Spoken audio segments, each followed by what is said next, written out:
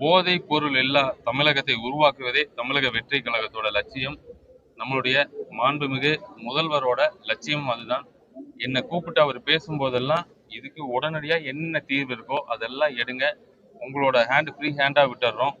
நீங்க எந்த வகையில் எல்லாம் இந்த போதைப் பொருட்களை ஒழிக்க முடியுமோ அதுக்கான முயற்சிகளை தொடர்ந்து எடுத்துட்டே இருக்குன்னு சொல்லியிருக்கிறாங்க. நேற்று கூட வெற்றி தமிழகத்துல போதை பொருட்களை இல்லாத தமிழகமா உருவாக்குறதுக்காக பல திட்டங்களை தளபதி எங்களுக்கு அறிவுறுத்தி இருக்காரு. நிச்சயம் அடுத்து வரும் காலங்கள்ல எந்த ஒரு உள்நோக்கமும் இல்லாம அந்த திட்டங்களை செயல்படுத்த போறதுதான் தமிழக வெற்றி கழகத்தோட முதல் பணியாகவும் மதுவிலக்கு ஆயத்தீர்வை துறையோட முக்கிய பணியாகவும் இருக்க போகுது.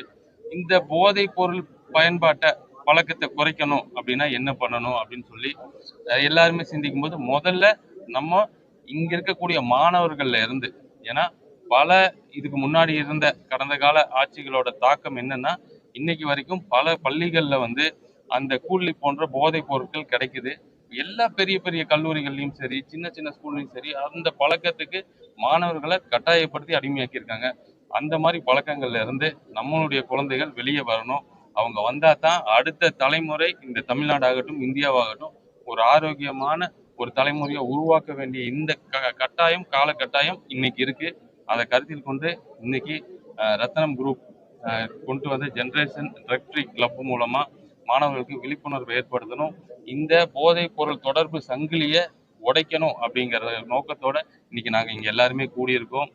நம்ம தமிழ்நாட்டுக்குள்ள எந்த பார்டர் வழியாகவும் எந்த ஒரு போதைப் பொருட்களும் வரக்கூடாது, அதை முழுக்க முழுக்க தடுப்போம் அப்படிங்கிறத உணர்த்தும் விதமா இன்னைக்கு அந்த சங்கிலியை உடைச்சிருக்கோம். அதே மாதிரி நம்ம எல்லைக்குட்பட்ட உள்ள சங்கிலிகளையும் போதைப் பொருட்களுக்கு அந்த சங்கிலி வழியா உள்ள வர சங்கிலிகளையும் மிக விரைவில் அதை உடைப்போங்கிறத தெரிவிச்சுக்கிறோம். இந்த தொகுதியில இன்னைக்கு இந்த சத்தியபிரமாணம் எடுத்திருக்கீங்க, தமிழகம் முழுக்க இதை கொண்டு போவீங்களா?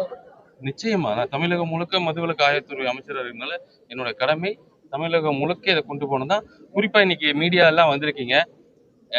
நம்ம டிபார்ட்மெண்ட்டை பத்தி, மதுவிலக்கு ஆயத்தீர்வை டிபார்ட்மெண்ட்டை பத்தி ஒரு அமைச்சர், முன்னாள் அமைச்சர் ஒரு 2 நாளைக்கு முன்னாடி சொல்லியிருந்தாரு.